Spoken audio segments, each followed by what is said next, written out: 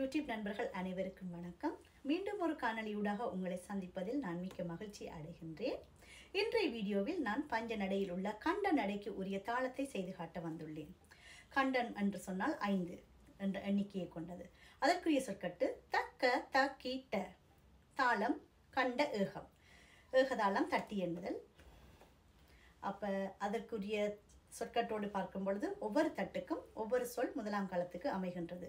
அதாவது த க த கி ட த க த கி ட என்றவாறு அமைகின்றது.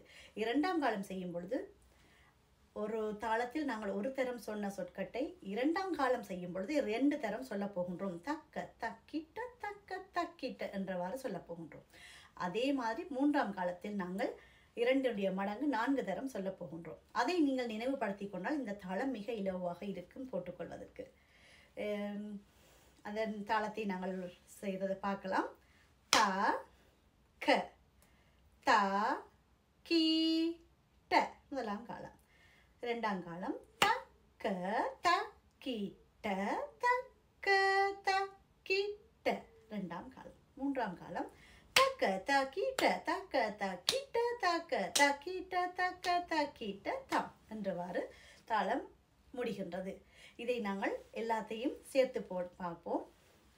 த க த கி ட த க த கி ட தக்க தக்கிட்ட தக்க தக்கிட்ட தக்க தக்கிட்ட தக்க தக்கிட்ட தக்க தக்கிட்ட தக்க தக்கிட்ட தக்க தக்கிட்ட தக்க தக்கிட்ட தக்க தக்கிட்ட தக்க தக்கிட்ட தக்க கிட்ட தக்க தக்கிட்ட தாம். இதுதான் கண்ட நடைக்குரிய தாளம். இலகுவாக விளங்கி இருக்கும் என்று நினைக்கின்றேன். நான் இந்த தாளம் போடும் பொழுது படிக்கிற காலத்தில் எனக்கு மிருதங்கம் ஒரு பாடமாக எடுத்த பொழுது மகேந்திர மாஸ்டர் தான் எனக்கு மிகவும் பிடித்த ஒரு மாஸ்டர். அவர் மிக என்னென்னு சொல்கிறது அருமையாக சொல்லி கொடுத்தார் எப்படி தாளம் போடுவது என்பது. அன்று படித்த தாளம் தான் எனக்கு இன்று வரைக்கும் என்னுடைய தாளம் போட வைக்கின்றது. மிக்க நன்றி மாஸ்டர். உங்களுக்கும் இந்த வீடியோ உங்களுக்கு ரீச் ஆகினால் உண்மையிலேயே மிக்க நன்றி சொல்ல வேண்டும்.